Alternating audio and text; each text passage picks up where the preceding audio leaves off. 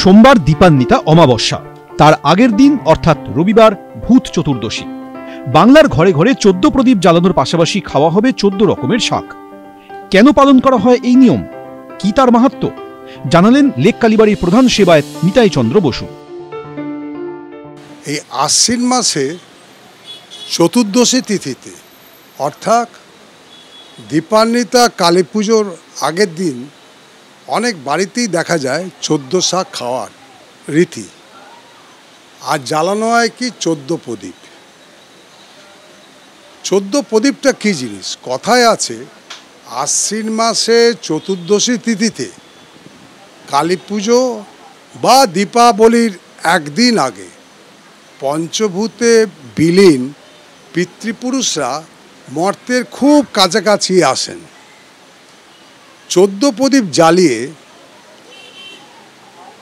14 পুরুষের আত্মাকে তুষ্ট করা হয়, করে অশুভ শক্তিকে দূর করার প্রথা পালন করার এই দিনটাকেই বলা হয় ভূত চতুর্দশী। হেমন্তের শুরুতে পোকামাকড়ের উপদ্রব তো অসম্ভব হয়ই, আবার খাবার এবং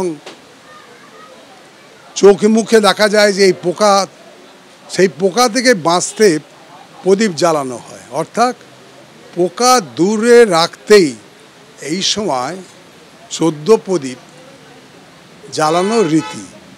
হয়তো এর সঙ্গে দ্বীপের আলোয় ক্ষতিকারক কীটের হাত থেকে হৈমন্তিক ফসল, এই সময় ধান ওঠে, বিভিন্ন জায়গায় রবি শস্য হয়, সেগুলোকে বাঁচার তাগিদে কৃষিজীবী এই যে আমাদের বাংলাদেশ, এই বাংলায় এই উপাচার পালন করা হতো, এখনও হয়।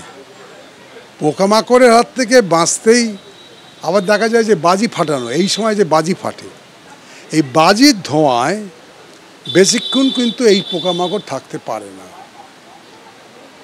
14 শাক হিন্দু শাস্ত্রমতে সেই প্রথারই অংশ হিসেবে খাওয়া হয়।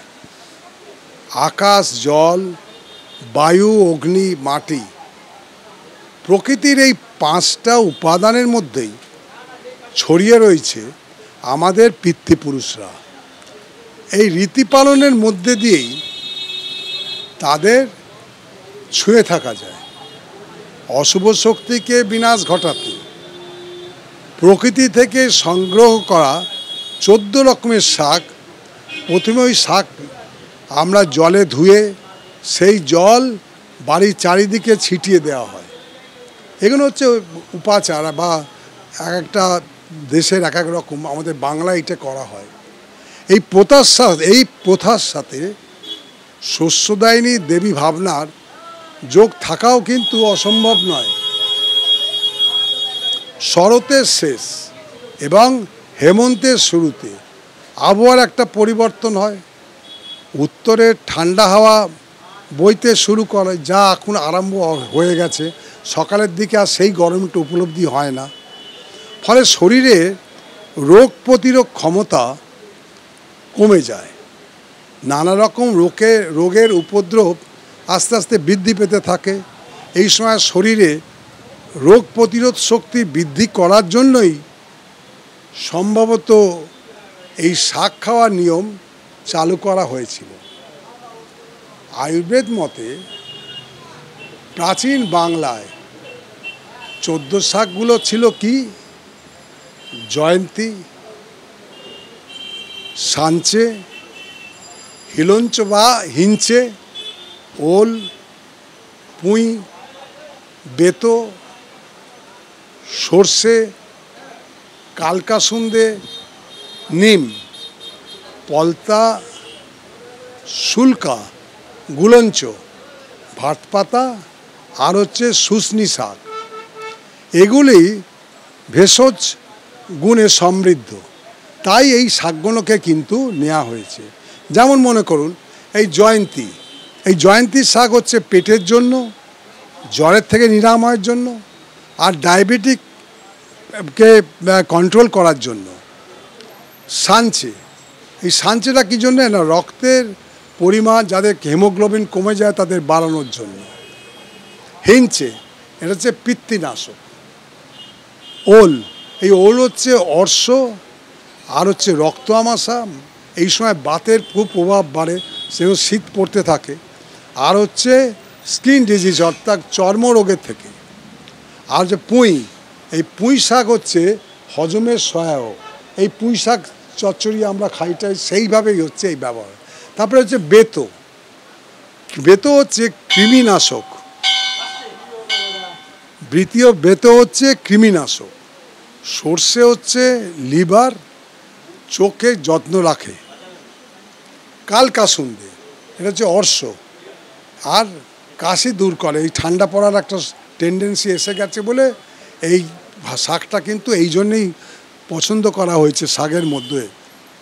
তারপরে নিম, যে কোনো স্কিন ডিজিজ অর্থাৎ চর্মরোগকে নাশ করে। পলতা, পলতা হচ্ছে শ্বাসযন্ত্রকে ভালো রাখে, শ্বাসকষ্টটা কম হয়। আবহাওয়ার পরিবর্তনের সাথে কিন্তু শ্বাসকষ্ট বাড়ে বলে এই শাকটাকে এই জন্যই নেওয়া হয়েছে। শুল্কা, এ হচ্ছে হৃদযন্ত্র, মানে আমাদের হার্টকে ভালো রাখে। গুলঞ্চ, এ হচ্ছে ব্লাড প্রেশার আর হচ্ছে লিভারকে যত্নে রাখে। ভাট পাতা, এটা হচ্ছে ক্যান্সারের প্রতিরোধ সহায়তা, ভীষণ সহায়ক।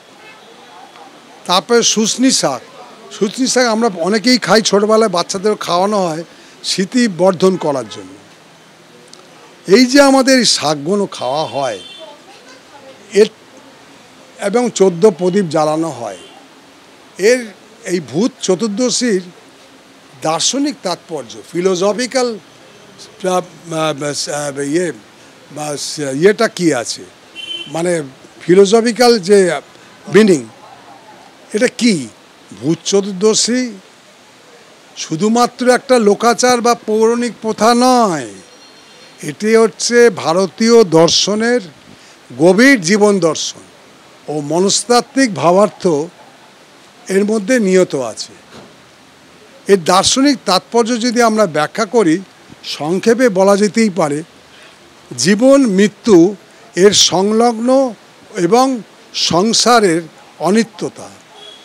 ভূত চতুর্দশী, যেটা কালী পুজোর আগের দিন হবে আর কি, আগামী 20 তারিখে কালী পুজো, 19 তারিখে, 19 তারিখ না, হ্যাঁ 19 তারিখে হলো এমন একটা দিন যখন মানুষ তাদের মৃত পূর্বপুরুষদের স্মরণ করে এবং অন্ধকার দূর করতে তাদের প্রদীপ জ্বালানো হয়। এখানে প্রদীপ হচ্ছে একটা প্রতীক জ্ঞানের আলো ও আত্মজাগরণের। আর অন্ধকারও কিন্তু একটা প্রতীক কিসের? অজ্ঞান, ভয় ও মৃত্যু চেতনার। দার্শনিকভাবে এটি উপনিষদীয় মৃত্যুর মা অমৃত গময় এই প্রার্থনায় এর প্রতিফলন, অর্থাৎ মৃত্যুর অন্ধকার থেকে অমৃতের জ্ঞানলোকেরই উত্তরণ। তারপর হচ্ছে আত্মার অমরত্ব এবং পূর্বজ স্মরণ। হিন্দু দর্শনে আমরা দেখি আত্মা অবিনশ্বর, দেহমাত্রই নশ্বর। ভূত চতুর্দশীতে পূর্বপুরুষদের আহ্বান করা এবং তাদের উদ্দেশ্যে প্রদীপ জ্বালানো, এই মানে এই বিশ্বাসের সাথে করা হয় যে জীবনের ধারাবাহিকতায় মৃত্যুর পরেও কিন্তু এক সূক্ষ্মতর স্তরে এটা কিন্তু বিদ্যমান।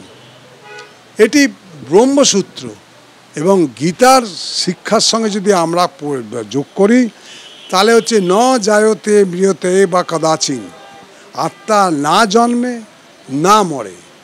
সুতরাং এই দিনটি দীপাবলির সূচনা বিন্দু। লোকাচারে 14 প্রদীপ জ্বালিয়ে মানুষের বাড়িতে অন্ধকার আলোকিত করে।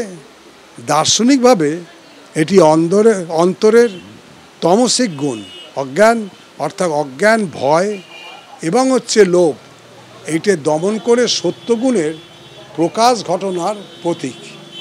এখানে প্রতিটি প্রদীপ যেন আত্মার এক একটি জাগরণ ঘটায়। তারপরে আসে ভূত চতুর্দশীর শব্দে ভূত মানে শুধু পেট নয়, বরং ভূতত্ত্ব, পৃথিবী, জল, অগ্নি, বায়ু, আকাশ, এই 5 মৌলিক তত্ত্ব। এই দিনে সেই পঞ্চভূতের সঙ্গে মানব আত্মার সংগতি স্থাপনের আচার সম্পন্ন হয়। এটি সাংখ্য দর্শন ও তন্ত্র দর্শনের মূল ভাবনার সাথে যুক্ত। মানবদেহেরই মহাবিশ্বের প্রতিরূপ। তন্ত্রশাস্ত্রে ভূত চতুর্দশীকে চতুর্দশী তিথি অর্থাৎ পূর্ণতার ঠিক পূর্বের রাত্রি রূপে দেখা হয়, যেখানে অহংকার ও ভয়বোধটা লুপ্ত হয়ে চিত্ত কালীচেতনায় লীন হয়। এটি মনস্তত্ত্বের দিক থেকে অচেতন স্তরের শুদ্ধিকরণ ও আত্মার মুক্তি অর্জনের প্রতীক। তাহলে সারমর্ম কি দাঁড়ালো? ভূত চতুর্দশী মানুষকে স্মরণ করায় অন্ধকার আমাদের বাইরে নয়, ভেতরে। আলো জ্বালাতে হয় আত্মার প্রদীপ। এভাবে ভূত চতুর্দশী কেবল পেট স্মরণ বা দীপ প্রজ্বলনের উৎসব নয়, বরং অজ্ঞান থেকে জ্ঞানে, মৃত্যু থেকে অমৃতে, তম থেকে সত্যে এবং এরই প্রতীকী এই যে উপলক্ষ। বাঙালির 12 মাসে 13 পার্বণ, আর তাকে কেন্দ্র করে রয়েছে বিভিন্ন নিয়ম, বিভিন্ন রীতি। ভূত চতুর্দশীও তেমনই এক তিথি, যে সময় বিভিন্ন নিয়ম পালন করার রীতি রয়েছে বাঙালির ঘরে ঘরে। অর্ণব মুখোপাধ্যায়, এবিপি আনন্দ, কলকাতা।